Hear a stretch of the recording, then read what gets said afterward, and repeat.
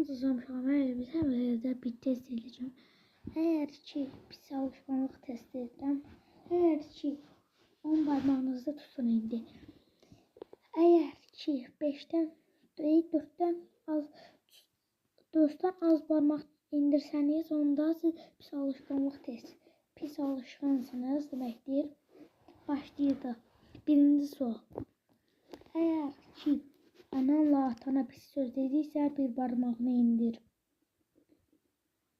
İkinci, əgər ki, siqaret çəkdirsən, bir barmağını indir. Üçüncü, əgər ki, araq içdiysən, bir barmağını indir.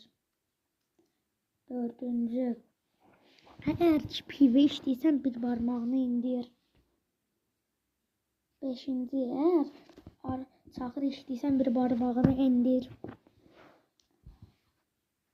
Əgər WhatsApp paylaşan kişiyə nəsə paylaşdınız da, məsələn, birinci kişi bir söz yazıbsa, bir barmağını indir sizə. Altıncı, əgər ki, bir adam sənə yaxşılıq elədirsə, sən və qayıt ona pislik elədirsən, bir barmağını indir.